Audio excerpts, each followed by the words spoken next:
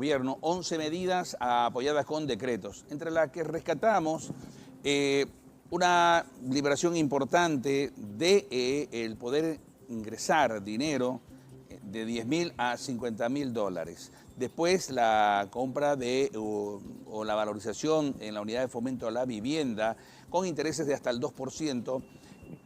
Y hay una reacción, porque la banca hoy está prestando dinero entre el 8 al 10%, modificaciones que llaman mucho la atención. ¿Quién entiende mejor este tema? Oscar Mario Ortiz está con nosotros, bienvenido, qué gusto tenerlo acá. ¿Cómo estás, Jorge? Muchas gracias. Buen día. Oscar Mario, ¿estas medidas han sido las más adecuadas para enfrentar el tema de falta de dólar, combustible, el golpe que nos pasa con la canasta familiar, que cada día sube entre un 15-20%? En realidad son medidas que el gobierno está tomando que son coyunturales, que si llegan a tener algún efecto, son efectos de corto plazo en realidad. Por ejemplo, el hecho de aumentar el límite para traer de 10.000 a 50.000 dólares, normalmente lo que tiene que venir detrás es un aparato institucional en que nosotros confiemos, es decir, que se respete propiedad privada, que se respete los ahorros que tenemos. Eso no ocurre en Bolivia. ¿Por qué traería yo mis dólares al mercado boliviano si yo no confío en cómo se está moviendo la economía, ¿no? Y, por ejemplo, el otro que están haciendo el incremento de las tasas, tratando de que la gente, sus bolivianos, los vuelva al sistema financiero, con el incremento de tasas y haciendo. ¿Por qué la banca se preocupa? Porque le bajan su spread. La banca son entidades muy reguladas. ¿Por qué yo preferiría invertir a un 2% anual cuando el dólar se está evaluando 40% anualmente? Entonces yo preferiría cambiar mis ahorros a dólares en vez de ponerlo en la banca. Entonces son medidas que, si llegan a tener efecto, son de muy, muy corto plazo. Muy buena explicación, Oscar Mario. Ahora, en 1985 hubo una hiperinflación muy conocida, estábamos arriba de 1.000 puntos en inflación. Hoy no se ha llegado a esos términos, pero ¿se necesitaría un 21.060 aplicable, modificable a esta época o no? En realidad las medidas que hay que tomar, hay ciertas características de la crisis que estamos viviendo hoy en día que se parecen a las que ocurrió en 1985. Sin embargo, la base fundamental de la crisis del 85 estuvo en una emisión monetaria que fue exageradísima, y además que el Estado tenía un déficit fiscal que era aún más grande que el que tenemos hoy en día. Primero, y también que eso se parecería al 21.060, se tiene que bajar el déficit fiscal. Claro que esto es fácil decir, difícil hacer, porque el momento que nosotros bajamos déficit fiscal, o sea, que el gobierno hace, tiene que votar gente, o sea, queda gente sin trabajo, ¿no? Y tendría que paralelamente cambiar medidas como para que el sector privado logre crecer lo suficiente como para absorber esa cantidad de personas que quedan sin trabajo del área estatal. Entonces, no son medidas tan fáciles de tomar y llevan mucho tiempo que sus efectos se vean, ¿no? Por ejemplo, en 1985, cuando se emite el 21.060, el efecto real de la economía, los cambios claros, prácticamente tardaron 2 años en darse. Pero era una crisis distinta. Yo considero que la crisis que tenemos actualmente es más profunda, de una economía que es 10 veces más grande de lo que era en 1985. Hablamos de que el PIB en 1985 estaba entre 4.000, 4.500 millones de dólares. Hoy hablamos de 40.000 millones de dólares. La solución en esa época, por ejemplo, los organismos multilaterales, en el año 85, cuando sale el 21.060, le prestan a Bolivia alrededor de 200 millones de dólares. Hoy hablamos de 10.000, 12.000 millones de dólares. Es una crisis más difícil de solventar.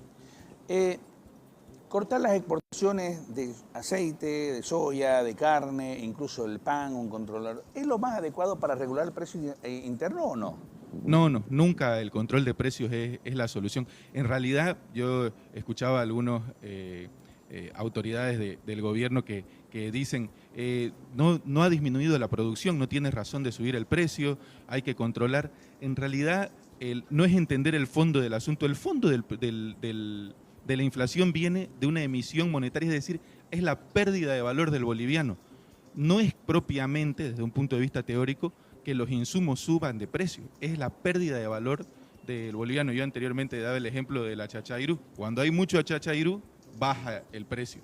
hay mucho boliviano, baja su precio. El problema es la pérdida de valor del boliviano. Hay demasiado boliviano. Este gobierno en los 20 años que ha estado hizo una expansión artificial de la oferta monetaria que provocó que perdamos el valor. Ahora, como yo controlo el precio, no significa que logro bajarlo. Fíjense que termina ocurriendo que aparecen mercados paralelos. En todos los insumos que tenemos, siempre quieren controlar harina, pero meten de contrabando, controlan otra cosa, pero aparece un paralelo. ¿Por qué? Porque no es esa la solución. Hay propuestas electorales que dicen que en 100 días se soluciona este país, otros dicen no, en 23 días. ¿Es tan así? ¿Se puede solucionar la situación que vivimos ahora en 10 días, 23 días? En realidad lo que se puede hacer en corto plazo son emitir las medidas, quizás leyes, decretos supremos que permitan sentar las bases para un proceso de solución de crisis. Vuelvo al ejemplo del 85, el 21060 fue emitido 23 días después de haber tomado el gobierno Víctor Paz Estenssoro, es decir, cortísimo, pero sus efectos claramente se empezaron a ver 2 años después. Hoy por hoy, el gobierno que entre tendría que tomar rápidamente medidas, pero el proceso demora tiempo. No se puede saber exactamente cuántos, pero probablemente van a ser 3, 5 años para lograr estabilizarnos. Doy un ejemplo en el sector de hidrocarburos.